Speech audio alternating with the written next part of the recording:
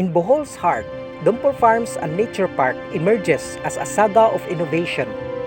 Dr. Edgar Dompor Apolinar, the visionary behind the dream, invites investors on a transformative journey through indigenous crop mastery and eco-conscious practices.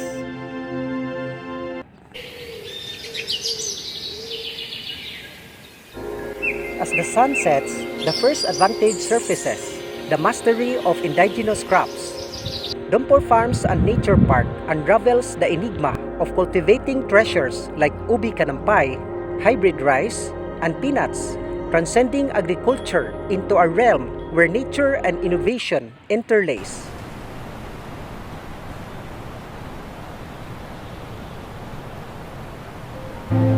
The symphony continues with eco-conscious practices resonating with environmentally attuned souls. Dr. Apolinar's commitment becomes a magnetic force, a fortress built upon sustainable practices. Local community integration becomes the heartbeat, a bond forged in the fires of relationships. Collaborations with artisans and residents create an integration so profound, competitors find it difficult to bridge.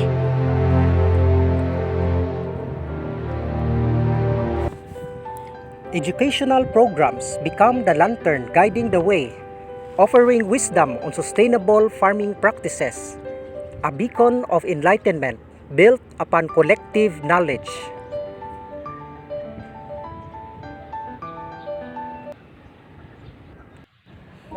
Beneath the sun's canopy, the picturesque setting takes center stage.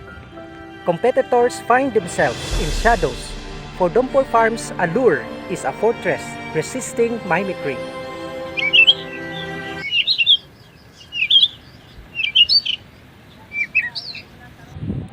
Diverse revenue streams become the kaleidoscope of Dompor Farms, ensuring resilience in the face of market changes.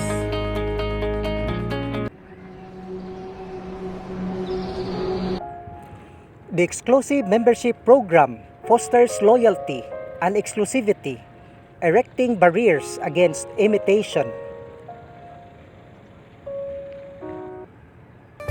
Cultural collaboration becomes an artistry in itself, creating a fortress of cultural value.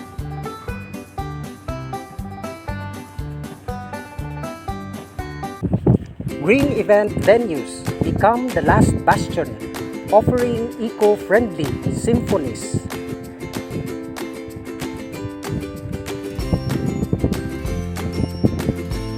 Investors are called to fortify this haven, where culture, agriculture, and prosperity converge, an extraordinary legacy echoing beyond mere flower parks.